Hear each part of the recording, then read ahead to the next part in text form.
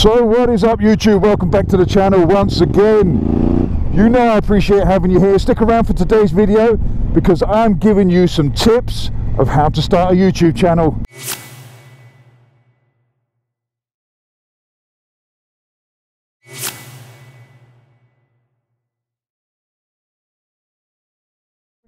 YouTube, it's a wonderful land. You can make money from it, you can have fun with it. It's great for storing memories and things like that. A lot of people want to get into YouTube, and a lot of people keep asking me, how do you go about setting up a YouTube channel? Now, this video is not about how to set up a YouTube channel. It's about things to think about before you go into YouTube, before you become a content creator, before you become a YouTuber, whatever you like to call it. It's not all glory. It's not as easy as people think it is. It's not a simple case of just sticking a video up, everyone comes over and subscribes, you make millions from it, and we all retire to a nice Caribbean island. That's not how it works. So stick around and I'll give you some ideas, some tips. Not how to grow your channel. I can't give you those sort of tips. Nothing I say is set in stone. It's not a foolproof way of growing your channel to the millions. As you can see, my channel hasn't got millions, so therefore it'd be foolish for me to say you guarantee success with what I do. But what I want to do is give you some sort of like insights of how it's going to go, and some pitfalls and some things to think about before you actually start.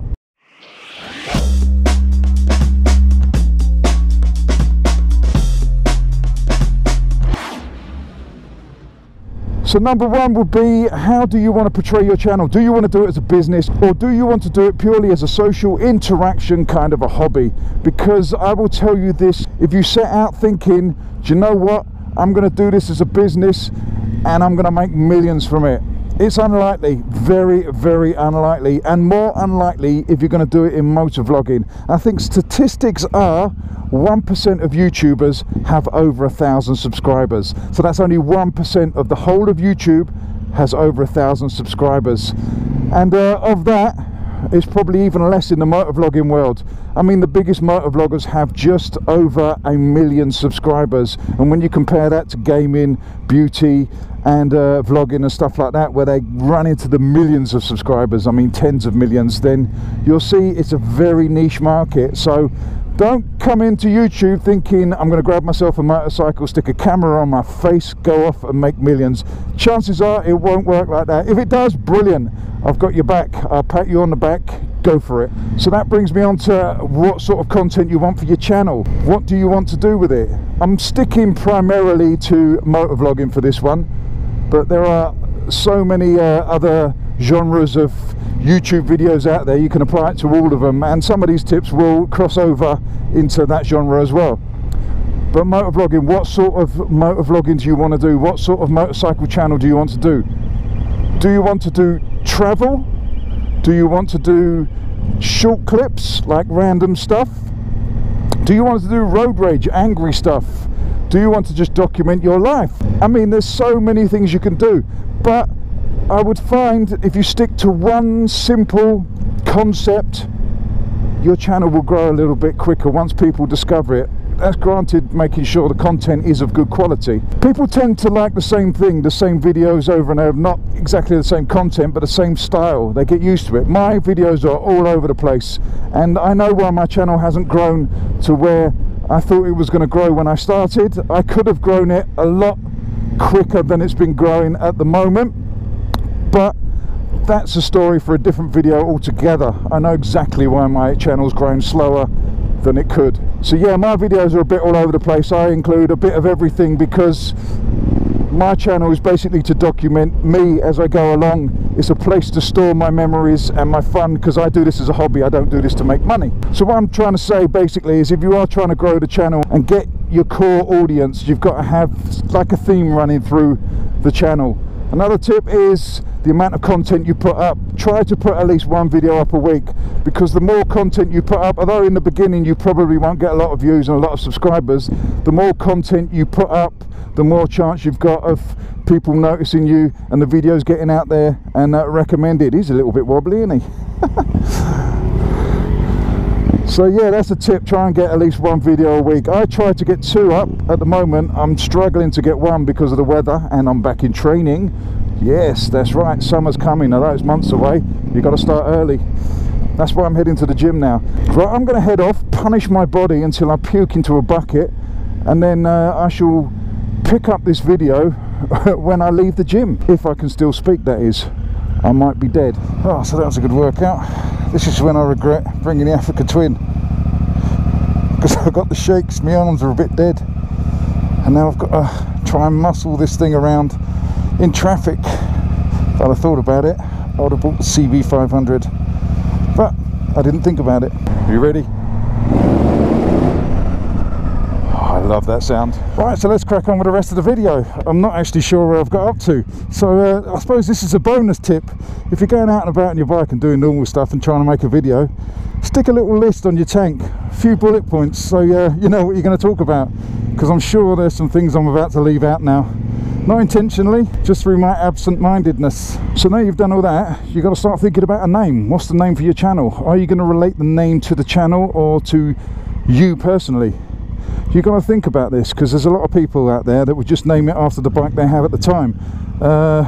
They would say something R6 or something GSXR or Mr. Africa Twin, or things like that, which is all well and good if that's the bike you intend to keep for the rest of your YouTube career, or just to keep upgrading the same type of bike, the same style of bike all the way through, that's fine. But if you do change bikes quite a lot and fancy a different kind of bike, it's going to make your channel look a little bit weird if you're called Mr. GSXR and you're riding a Harley Davidson. So that's another little thing to think about. Another thing to think about when you're doing YouTube videos, especially motovlogging, is the audio visuals.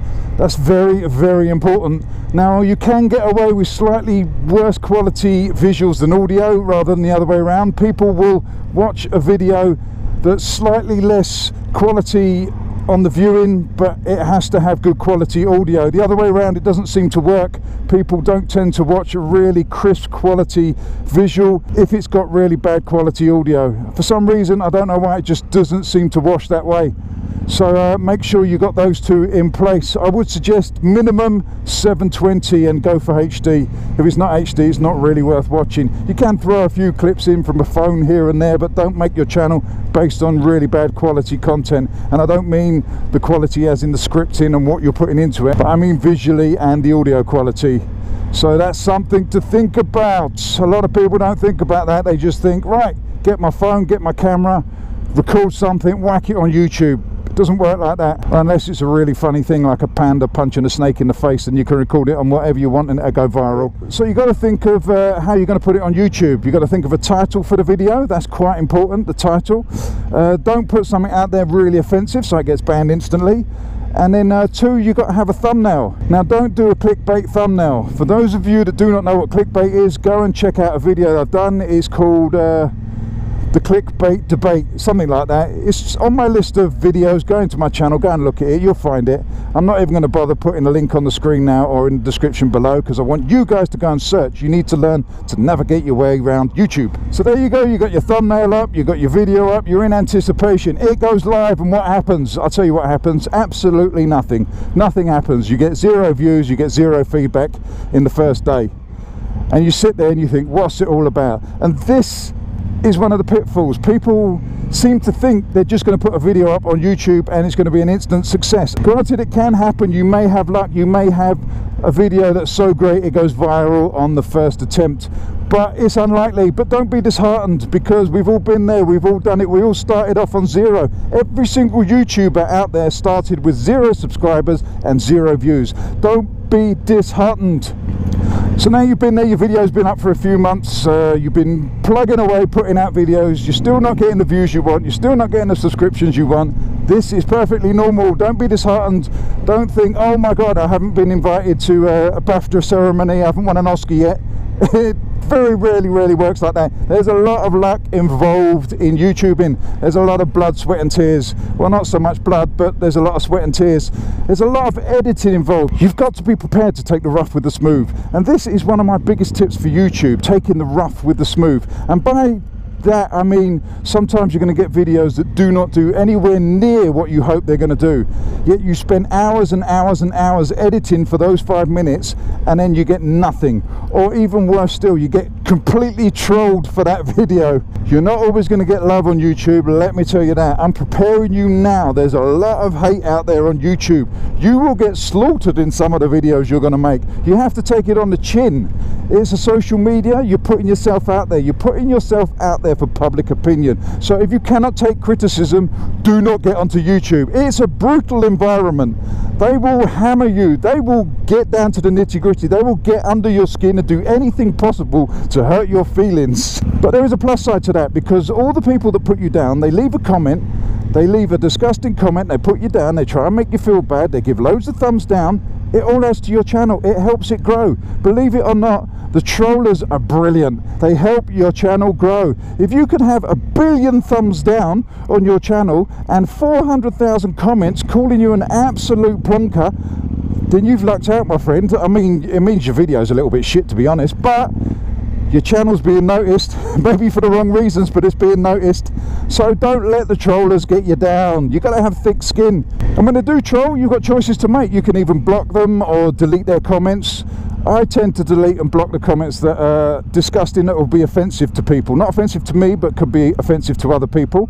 I've got no problem with people being offensive to me. I'm very rarely offended. Or you can do what I do, is I tend to use a little bit of sarcasm and respond, just for my own amusement. I wouldn't really recommend that, because you can get into some arguments and make it slightly worse than it was in the first place. But there you go, the long and short of it. YouTube, good luck with your channel. I hope it all works out. I hope I haven't put you off, but I wanted to keep it quite real, if that makes sense. I'm going to end the video here because there's not really a lot left to say. Although I would end it with saying, if you don't enjoy doing it, don't do it. Don't do it because you think you'll become a multi-millionaire. Chances are you're not. You've got to love YouTube. You've got to love doing what you're doing. You've got to love editing, because if you don't, it becomes like a job. And imagine a job you do day in, day out, that you do not get any money for. That is heartbreaking. So on that note, I shall bid you farewell. You know I love you all. Stay safe. Fish out. Get all your bags, get out my house. I don't want your stuff around. I never did you wrong, but you did me wrong, so go ahead, get gone. Get all your bags, get out my house. I don't want your stuff around. I never did you wrong, but you did me wrong, so go ahead and get gone.